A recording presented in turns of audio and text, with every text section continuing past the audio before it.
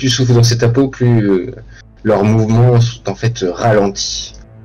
Et vous voyez, vous le voyez nettement sur les mains tendues vers John qui tiennent les cloches, que la cloche bouge un peu au ralenti, plus tu souffles dans ta peau. Une bonne façon de les shooter. Effectivement, voyant que ça marche assez bien, je sors le mégaphone et je souffle très fort dans la peau à travers le mégaphone. C'est grand, que ça fasse encore plus d'effet. Ok. Bah, l'ensemble des Bellringers se retrouvent paralysés sur la pelouse, mais sur la glace. Mais la glace devient de plus en plus rouge. Comme ils sont immobiles, je les découpe les uns après les autres. Hein. J'ai une question. D'accord, je te fais pas avancer. Si j'arrête de bouger, si j'arrête de souffler, il recommence à bouger. Tu veux essayer, Jesse? Bah, j'ai soufflé une première fois, j'ai regardé ce qui s'est passé et. Bah oui, plus tu souffles, plus ils sont ralentis. Donc si tu souffles constamment, on va dire qu'ils sont totalement figés. Ouais. Et en fait, quand tu regardes, tu vois John qui se jette sur les uns après les autres pour les découper en deux à chaque fois. Hein. Calme-toi, je n'ai pas encore joué. Et à un moment du coup, quand je vois ça, pas mon problème. J'arrête de souffler, je fais c'est bien gamin, je suis fier de toi. Et là je vois les mecs qui recommencent à bouger, je fais bien. Je recommence à souffler là. Ok. Et toi, Azrael, qu'est-ce que tu veux faire du coup? Tu veux aussi te défouler sur les créatures? C'est à moi? Oui. Moi Oui. Oh bah... Moi, je prends un élan, je saute de manière très cool avec mon petit t-shirt, mon petit legging et mes petites sandales, genre... Avec mon super fouet. Et effectivement, j'arrive à côté de John et en fait j'essaie avec mon fouet d'en décapiter en fait une petite rangée. Enfin non, allez, vas-y, soyons modestes, deux.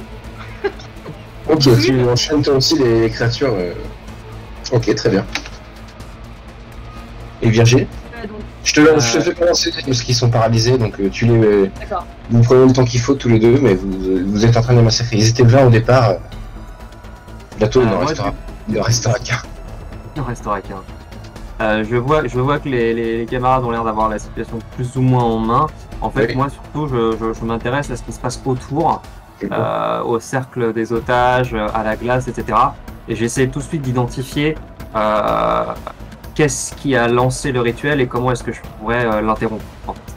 Parce que je vois que manifestement, ce sont pas les Bellringers qui sont en train de le continuer, parce qu'ils continuent tout seuls.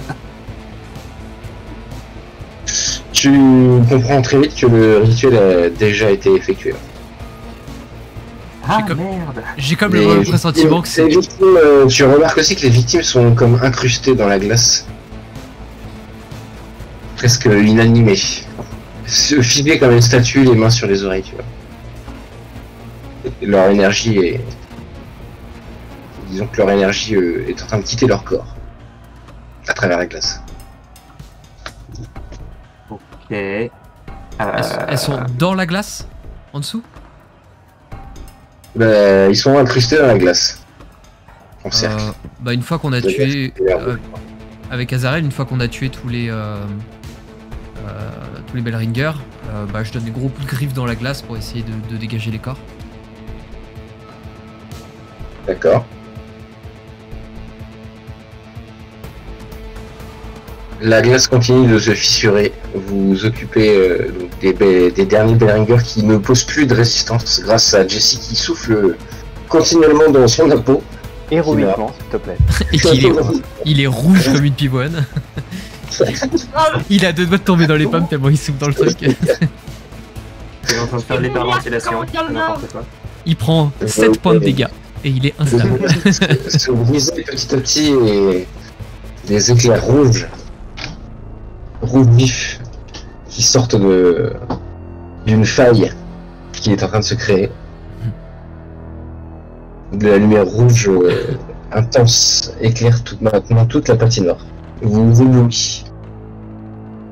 Ceci, tu es donc rouge comme une pivoine en train de souffler. Tu constates que John et Azrael ont tué tous les Bellringers et tu t'arrêtes. Effectivement. Tu reprends ton souffle. John et Azrael, vous êtes couverts de sang, ce sang noir des Bellringers. Il y a des cloches un peu partout sur la glace. Vous êtes essoufflés tous les deux. Vous êtes farcis comme une vingtaine de monstres. Pendant que vous étiez en train de les affronter, les loups ont rugi et aboyé, hurlé continuellement autour du bâtiment, comme pour t'encourager. Peut-être John, en tout cas tu l'as pris comme ça. Ouais.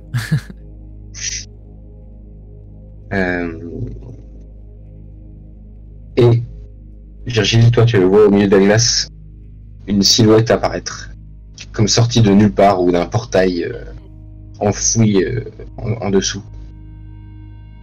Une silhouette d'apparence humaine.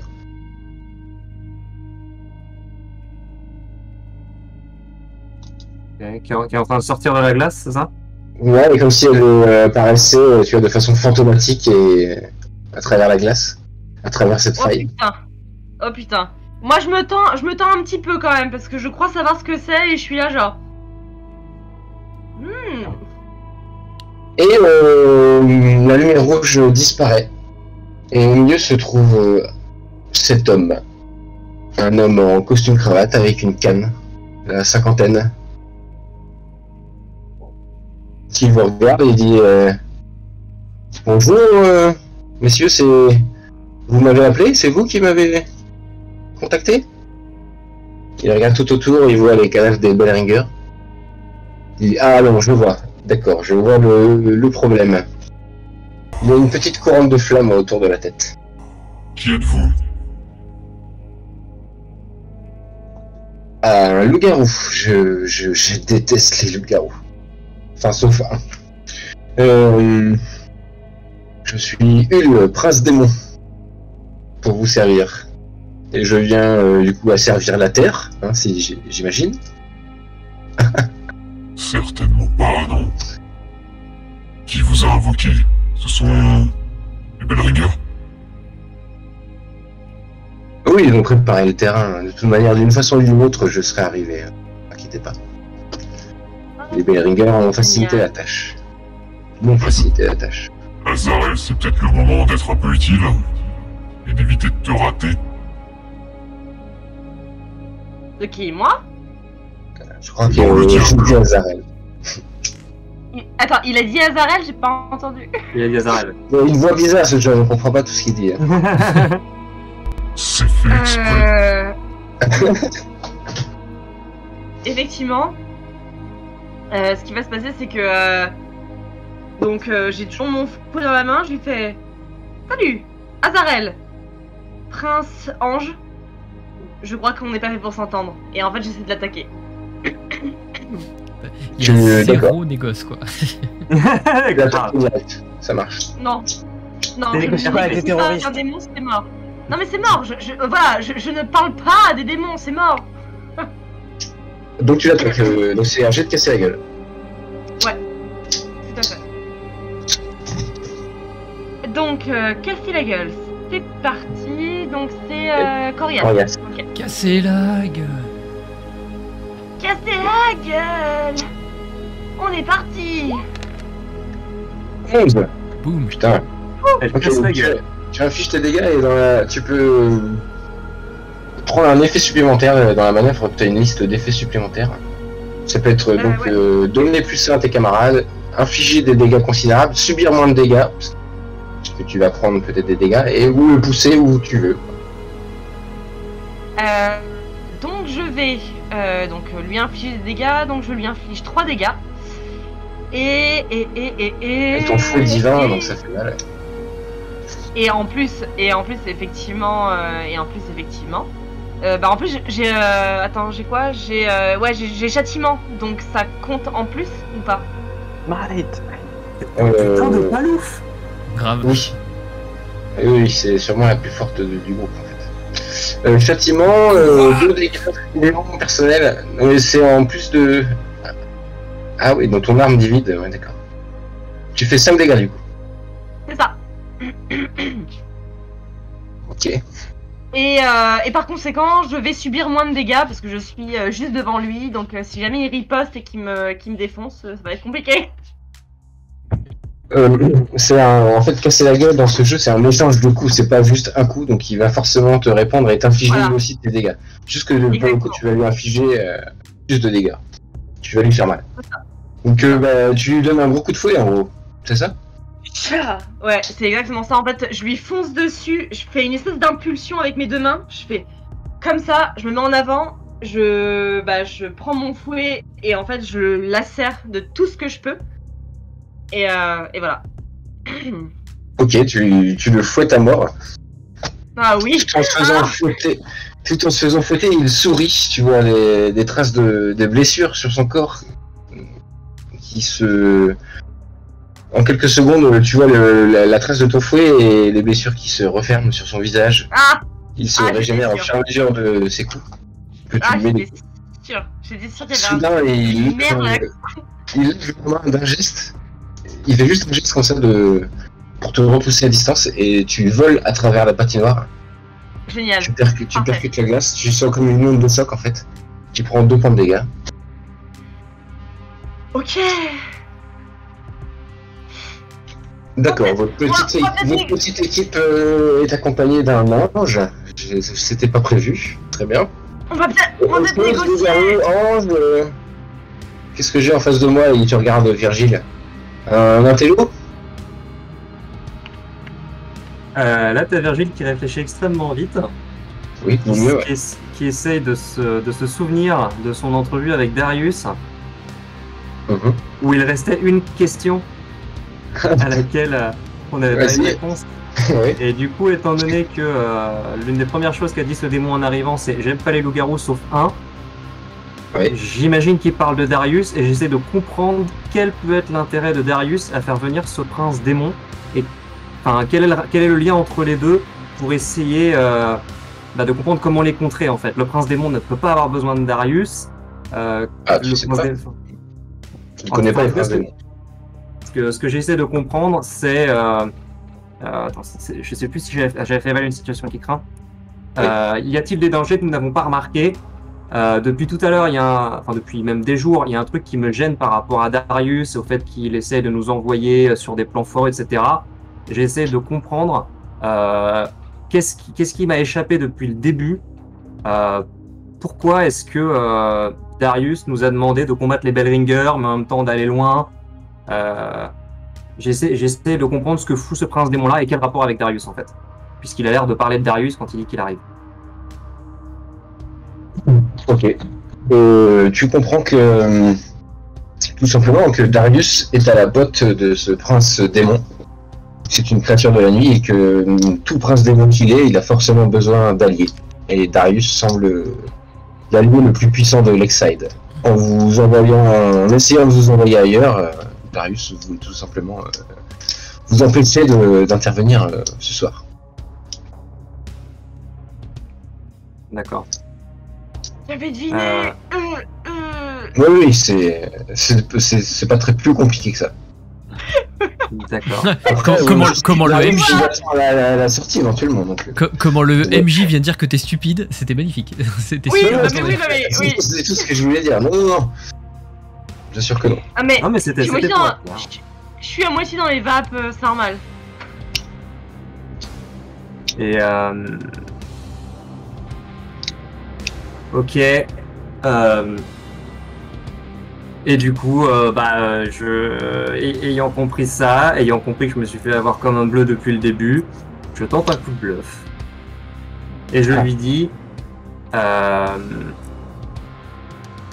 c'est Darius qui nous envoie ici. Il essaye de vous doubler, il veut se servir de vous. Ok. Alors, il y a une manœuvre qui s'appelle manipuler quelqu'un. Faut lancer avec charme. Merde. Je savais pas. C'est du charme, c'est parfait. Comme c'est un prince démon, je vais te donner un -2. Bah, c'est parfait. J'ai un en charme, c'est nickel. Tu peux faire un double 6, alors, ça passe. Je peux faire un double 6. Ouais, Tu peux aussi utiliser ta chance pour 4. 4, c'est un échec. Ouais, c'est un échec, ouais. Je sais pas à quel point ça peut être RP que j'utilise ma chance, parce qu'il n'y a aucune chance que ça passe en vrai. Mais tout l'intérêt de la chance. T'as le droit d'utiliser ta chance. Bah ouais, je vais utiliser ma chance. Pour la deuxième fois de ma vie, je vais prier très très fort avec un petit coup d'œil vers Azarel qui s'est fait rétamer dans les gradins. Et je vais dire, je suis pas croyant, mais là, il y a vraiment besoin d'un coup de main. Je fixe du regard le prince démon en essayant de bomber le torse avec toute la contenance dont je suis capable. Et tu utilises ta forme. Donc tu fais un 12+, un 12+, et ça fonctionne. Donc tu lui dis qu'en gros vous travaillez avec Darius, quoi. Vous êtes là pour l'aider. Je lui ai dit, j'essaie de le monter contre Darius. J'ai pas d'autre idée sur le moment. Et je lui dis que Darius essaye de le doubler en fait. Que Darius l'a fait venir, mais qu'il va essayer de la lui mettre à l'envers. Darius, mon fidèle Darius, essaye de me doubler. C'est ce que tu me dis, pauvre humain. Darius n'a d'intérêt que pour lui-même. Il se sert de toute sa mode de loup, il renonce à tous ses principes de loup-garou, il renoncera à tous les contrats que vous voudrez mettre en place avec lui. Il veut se servir de votre puissance. Je plus sois. J'ai beau être magie matinale, j'ai mal. Vous voyez une sandale qui est dans les gradins, genre.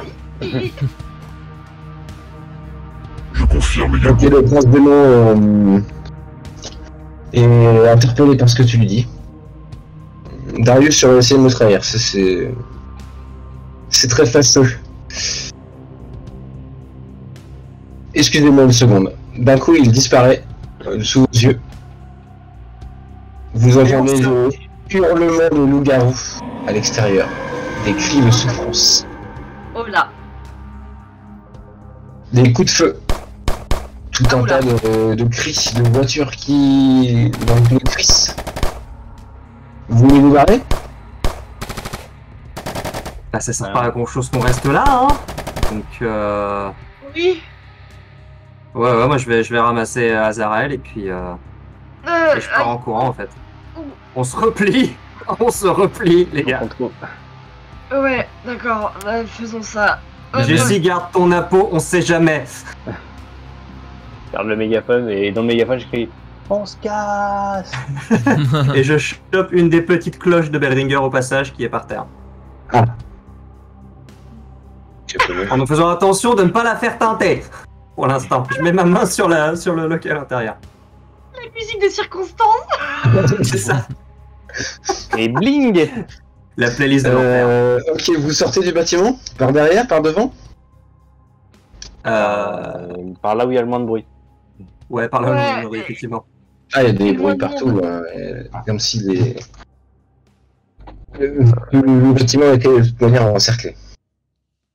Mais pour l'histoire, on va dire que vous sortez, et au moment où vous franchissez la porte, vous voyez le prince démon Hul, toujours dans son apparence humaine, qui porte à bout de bras Darius, transformé en loup-garou, par la gorge.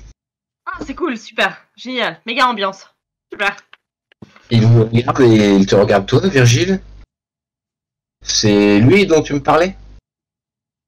C'est ça, Il un grand met le corps de Darius à vos pieds. Il crache du sang. Il se retransforme en humain. Vous êtes surpris de découvrir que Darius, sous apparence humaine, ressemble à un vieux monsieur de 80 ans. Et très ridé. Toujours sa blafre sur l'œil, mais sous sa forme humaine, il vous évoque un peu de pitié finalement. Ah, mais Vous voyez, un petit vieux tout mignon, bah voilà quoi ressemble Moyen. Darius. Moyen quand même. Moyen pitié. Il est toujours vivant. Il respire. Ok. Le Hul vous regarde et vous souhaitiez me fausser compagnie? On s'est dit que vous avez pas vraiment besoin de nous. Hein. Tu me dis quelque chose, toi. Il te laisse à toi, Jessie. Moi? Oui. Je t'ai déjà vu, non? Je pense pas. Pas à ma connaissance. Vous êtes sûr? Ce serait croisé où, dans quelles circonstances? Je fréquente pas beaucoup les milieux démoniaques, hein, donc. Enfin, Jessie, tu as un flashback. Oh là. Oh no. Oh no.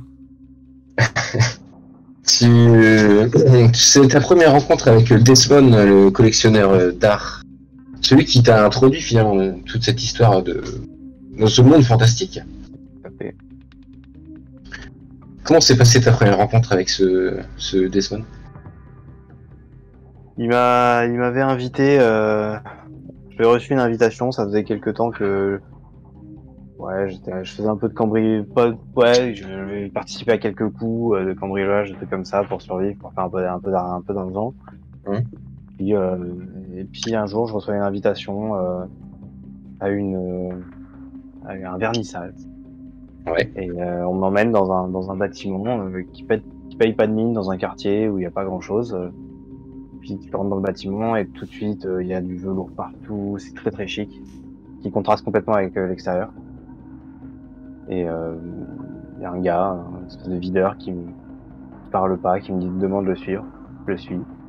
Je suis assez jeune, hein, j'ai 22, 23 ans max. Ouais. Je sais pas trop ce qui m'attend. Je commençais déjà un petit peu à me la jouer parce que voilà, j'étais un peu connu dans le milieu de la Criminel. du crime, hein, pas du crime très méchant, mais du crime quand même. Et là, bon, je suis un peu intimidé quand même. Et puis, j'arrive dans une espèce de grande salle. Il y a un buffet avec des choses très riches que j'ai probablement jamais vu de ma vie. Des cuisses de grenouille, des trucs très très carnassiers d'ailleurs, hein, des cuisses de grenouille, de la cervelle de porc, du groin de porc, des trucs comme ça, raffinés mais voilà, et gore presque. Et puis il y a ce gars là au milieu qui est en costume avec une écharpe blanche qui coule sur sa veste, et qui se retourne vers moi et qui me montre, qui tend une espèce de carafe dans une espèce de cristal très pur dans lequel la lumière se réverbère un petit peu de manière mordorée, un peu pas très naturelle, qui le temps existait. C'est vraiment magnifique, n'est-ce pas? Moi, je suis là, pas trop ce qu'on veut. Je regarde la carafe. Et ouais, effectivement, c'est joli. Ok, Desmond te regarde et il te dit... Enfin, il semble dire en l'air, ça fera l'affaire. J'ai beaucoup entendu parler de toi, Jesse. Je gonfle un peu le torse. Ouais, en bien, j'espère. Oui, tu es très, très apprécié apparemment. Tu attires de nombreuses convoitises. Tes compétences attirent de nombreuses convoitises. Tout le monde souhaite s'arracher tes talents. Tout le monde moi, je connais quelques personnes, des gens que je connaîtrais. Je suis du milieu. Oui. Écoute, j'ai quelqu'un à te présenter, viens avec moi. Il se lève de sa chaise, fait quelques pas et... Je tends la carafe au videur. Et je le suis. Ok. Il t'amène à une dizaine de mètres, il y a un homme en train de discuter avec une très belle femme rousse. Il lui pose la main sur l'épaule. Je regarde la très belle femme rousse. D'accord. Elle ressemble à Jessica Chastain, t'as l'impression de l'avoir déjà vu dans un film. Il pose sa main sur l'épaule de cet homme et il se retourne. Il s'agit de Hull, le prince démon. Messieurs, dames, bonsoir. Il a sa petite couronne enflammée ou? Il a sa petite couronne enflammée, ouais. Oui, alors je dis pas messieurs, bonsoir, j'écarquille un peu les yeux. Oh. Il te regarde de haut en bas. Il sourit. Il se tourne ensuite vers Desmond et dit « Très bon choix, c'est vraiment toujours un homme de goût, mon cher Desmond. » Il te tend la main, Jesse. Comme pour te serrer la main. Je regarde un peu à gauche, à droite. Ouais. Il te dit « Je m'appelle Hull. Je suis là pour t'aider. » Quel culot. Jesse. Tu lui serres la main? Ouais, Jessie, enchanté, je suppose.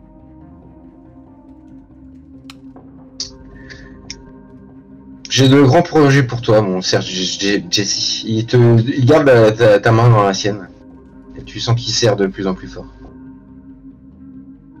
Et je grimace un peu, mais je lui rends la poignée. Et je sens que nos chemins vont se recroiser et que j'aurai besoin de toi. Je vais te laisser quelque chose et quand je te le redemanderai, tu me le rendras, d'accord? Ça te va? Tu seras mon gardien. Ok. Ok. Je suis étonné, je comprends pas trop ce qui se passe, qui c'est ce mec chelou en plus avec sa couronne enflammée. Je pense que c'est un effet de lumière, mais c'est un espèce de chapeau un peu high-tech qu'il a, quoi. Et en fait, je comprends pas du tout ce qu'on veut, donc je suis un gardien, pas trop ce que je fais d'habitude, mais bon, écoutez, les gars ont l'air riches, peut-être du pognon à se faire, donc je vais faire profil bas, j'essaie de choper ce que je peux. Et tu sens que ta main est en train de chauffer, tu sens une chaleur qui se dégage, qui remonte le long de ton poignet, de ton avant-bras, de ton coude. Je grimace. Et vraiment, tout en sentant ça, il est face à toi avec un immense sourire et il dit vraiment, vraiment très bon choix, mon cher Desmond. Il sera vraiment parfait. T'as l'impression de te sentir en même temps que tu entends ces mots, tu es pris de vertige, tu te sens troublé, tu vois flou. T'as l'impression de te sentir très léger. Et tu entends une dernière chose avant de t'évanouir. C'est Hul qui dit ce Jesse sera pas parfait pour mon prochain vaisseau. Seigneur Dieu! Merci, Desmond. Retour au présent. Et là, quand il Alors, Mais toute l'idée de cette est-ce que- histoire. Peut-être que Hul t'a fait un sort magique pour que tu oublies, mais maintenant tu t'en rappelles en croisant son regard. Et là, du coup, je lâche le mégaphone. Ouais. Je commence à reculer. Non. Si, ah si, c'est toi, c'est bien toi. Je savais qu'on allait se revoir. Et tu vois à nouveau tout sourire. Et là, je panique. Y style. Et je sors mon 9 mm et je lui tire dessus. Ok, tu le fusilles de balle, ça ne lui fait rien. Je vide mon chargeur sur lui. Ouais, tu vois les balles, tu vois les impacts de balles, il se prend vraiment les balles, mais ça ne le fait pas broncher une seconde. Et les trous se referment. Voyant ça, j'essaie un dernier truc de l'ultime instant. Je vois que Jesse, il est tout perturbé, tout pas bien. Il a l'air d'avoir compris un truc. Je crois avoir compris un truc, mais comme je suis pas très futée, en fait, c'est complètement le truc que j'ai compris. Et en fait, je me jette sur lui pour l'embrasser et faire rejet du mal. Je veux le bannir. Ok, t'as un pouvoir de rejet du mal. Tu veux en l'embrassant? Ok. Ouais, bah ouais, faisons. Mais c'est pas faisons du tout le style. moment. Azarel, c'est pas le moment. Je m'en fous, je vais le faire partir en fait. Et Je pense 2d6 sur Corias, c'est si tu fais 10+, tu vas bannir la créature. Ouais. Sur un 7-9, tu vas la bannir, mais ça va te prendre un peu de temps. Et il y aura peut-être. Il va peut-être se passer des choses. Vas-y, concédez. 2d6 C'est parti. plus Donc- Corias, pardon. Ah, mais ouais. Fais ça Pour sur soit bien qui, clair fais pour ça. tout le monde, c'est ça, c'est sur Jesse ou c'est sur le mec? Sur le mec. Non, c'est sur le mec. Oui. Et- D'accord. Bah, C'est rejet du sur mal. le- fortement ambigu. Moi j'étais là, mais c'est pas le moment de vous rouler des pelles, qu'est-ce que vous foutez? Non, je me jette sur le démon pour effectivement le bannir, mais C'était pas clair. de mani- C'était pas clair pour de- moi en tout cas. de manière fortement love guy et voilà. Et alors attends, comment je fais les 2D plus Corias? Parce que... Ah, Tu fais en le plus, Corias. non. Les qui sont à côté de Corias. Oui, Ouais. tout simplement en fait. Ok. Tout simplement. 6. Ok. Putain. Tu peux utiliser ta chance. Oui, tu Ah fais oui, ta chance. grave. Je vais Utiliser ta utiliser chance. je vais grave utiliser ma chance, ma gueule. Ok. Ma gueule. Tu coches une classe de chance et ça se transforme en 12+. En 12+, tu vas réussir à bannir la créature. Tu te jettes sur lui, tu l'embrasses, il est totalement surpris. Il relâche l'étreinte, fait quelques pas en arrière. Vous regarde tous les quatre. Et là, je lui fais. Arrête sur Jessie. Oui. Adieu. Et il fait. À très vite. Et il est projeté en arrière comme si. Voilà, tout simplement banni. Je ne sais pas où. Inspiré, voilà. Vous voyez la voie libre, le champ libre. Vous voyez des corps d'hommes massacrés tout autour. C'est sûrement la meute qui a pris très cher ce soir. Darius est toujours là, blessé. Il te regarde, John, et il dit « Aide-moi, sauve-moi, John. » Je suis toujours transformé. Et du coup, je le prends par le col. Je le mets à hauteur de visage.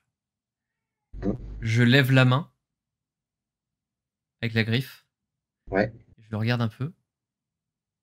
Et je vais pour abattre ma main. Et en fait, je la repose. Et je lui dis, tu n'es qu'un vieillard. Ne reviens plus jamais ici. Ne monte plus jamais de meute. Tu es exilé à jamais. Et je ferai en sorte que tous les loups-garous de la région et du pays te considèrent comme un paria. Et je le jette un peu plus loin. Et je le regarde s'enfuir. Zarel a un petit air satisfait. Ok. Vous partez? Donc quoi? Bientôt, vous partez du coup de la situation, vous laissez les flics arrivent, des ambulances, tout le bordel, vous Ouais, partez.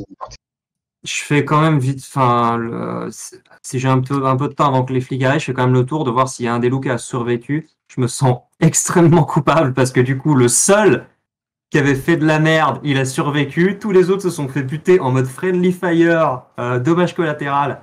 Et c'est un peu de ma faute, même si ils auraient peut-être pas survécu beaucoup plus longtemps. Aussi. C'est ce que tu as dit qui a déclenché le massacre des loups. Je me doute, mais en même temps, moi, mon but c'était qui massacre Darius, pas les autres. Oui. Mais du coup, je constate là sur le coup que j'ai fait de la merde. Et je me sens extrêmement mal et j'essaie de voir s'il n'y a pas un des loups-garous qui a survécu. En tout cas, ceux qui sont à portée.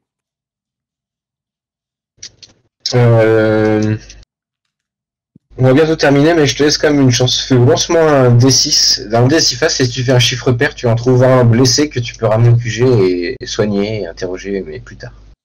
Si tu fais un chiffre pair. C'est un 3. Donc, ils sont tous morts. Ok, donc je me redresse, je vous regarde. Darius n'est pas mort, non. Et Darius laissez tomber, j'ai l'impression. Je vous regarde tous les trois. On retrouve Teller d'ailleurs. Vous trouvez aussi le corps de Teller, ouais. Je vous regarde tous les trois et vous voyez dans mes yeux un air abattu et un désespoir que seul Azarel a déjà vu chez moi. Et je vous dis, on rentre. Et je me dirige vers la voiture. Ok. Je suis extrêmement perturbé, vous voyez que je parle absolument pas, je regarde dans le vide. Et quand je monte dans la voiture, je conduis étonnamment lentement. Ok. Moi, je suis pas monté tout de suite dans la voiture. Je me suis retransformé, je suis retourné prendre mes affaires, mais je suis resté un petit peu contempler le corps de tous ces loups-garous. Et je les rejoins après. Mais du coup, j'avais besoin d'un peu de temps pour moi et je retourne à la bibliothèque en marchant. Peu importe le temps que ça prendra. Et toi, Azarel? Virgile entre, dans la voiture, je lui pose une main relativement amicale et je lui dis c'est difficile la vie d'humain, je comprends, mais sache que tu as fait ce qu'il fallait faire. Tu dis ça à qui? J'ai pas entendu. Ah, Virgile. À Virgile. Ok, on va se terminer là avec une dernière scène. Vous savez que dans ce jeu, on peut faire des scènes hors champ. Une caméra est braquée sur Darius. C'est un vieux monsieur, à moitié en errance dans les rues de Lakeside, blessé, fatigué. Et soudain, une camionnette apparaît au loin, se gare à côté de lui. Les portes de cette camionnette s'ouvrent. Et des hommes en noir prennent Darius et le mettent à l'intérieur. Putain. La camionnette se Initiative. referme. Et vous voyez écrit sur cette camionnette, enfin la caméra nous montre écrit sur cette camionnette, dans un logo stylisé, écrit Paradise. Et la camionnette s'en va. Et nous allons terminer là cette histoire. Pour l'instant, peut-être, on verra.